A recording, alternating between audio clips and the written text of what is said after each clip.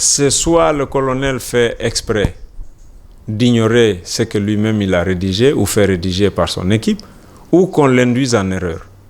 Le CNT, dès l'instant qu'ils ont prêté, ils se sont constitués, ils arrêtent d'être les représentants des forces sociales ou des partis politiques ou des groupements de provenance, ils deviennent une institution de législation. Ils jouent tout rôle législatif. Ils deviennent l'assemblée transitoire. Un point, barre. Maintenant, dans la charte, il est dit que c'est les forces vives et le CNRD en concertation qui vont fixer de commun accord la durée de la transition. Le CNT étant un organe législatif, n'est plus les forces vives de la nation. Alors, en vertu de quoi le CNT pouvait donner une date? Ils ne sont pas fondés à donner une date. C'est très clair là. Maintenant, qu'est-ce qui revient aux politiques? L'UMP a proposé à ce qu'on fasse une procédure, qu'on fasse une requête devant la chambre administrative de la Cour suprême pour demander, l'interprétation de l'esprit de l'article 77 de la charte. Feuille de route du CNT.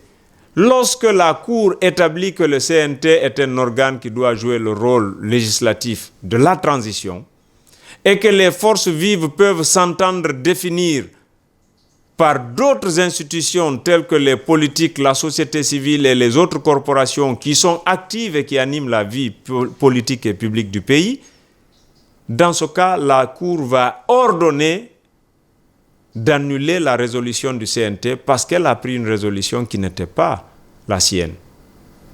Mais le CNT étant un organe législatif, il peut proposer une date.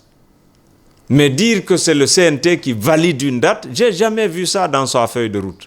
Donc il faut que là aussi le débat soit très clair. Mais on a des voies judiciaires de recours. Pourquoi on va laisser ça? Pour demander à des enfants à main nue de descendre braver des militaires qui ont des armes à feu et des armes de guerre. Pourquoi on va faire ça? On n'a pas besoin. Voilà. Donc vous aussi, vous contestez le fait que le CNT puisse quand même adopter cette résolution. Vous n'êtes pas la démarche, vous n'êtes pas sur la même longueur d'onde que vos compères qui plutôt préfèrent appeler à des manifestations de rue. Vous dites, tenez, vous préconisez à ce que vous saisissiez quand même la Cour suprême pour vous faire entendre. Mais parce qu'on a encore une possibilité de nous faire entendre de façon très audible. Ça, c'est un. De façon très intelligente. Ça, c'est deux. Et de façon plus efficace.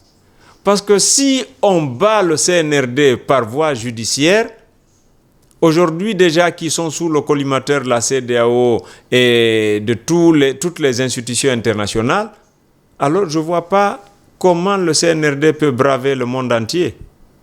Vous comprenez? On n'a pas besoin de tirer une balle. Écoutez, Gandhi a gagné la guerre sans violence.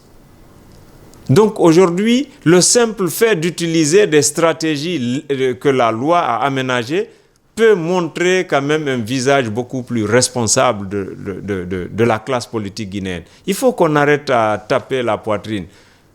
Mais tout ce que vous entendez là, tous ces verbiages-là, ces menaces et autres, quand ça va commencer à tirer là-bas, c'est les mêmes qui vont appeler toutes les chancelleries occidentales pour dire qu'ils sont en train de tuer nos militants, ils sont en train de tirer sur nos gens, mais il faut encore que des étrangers viennent négocier pour que le Guinéen arrête de tuer le Guinéen. Mais on va aller dans ça jusqu'à quand?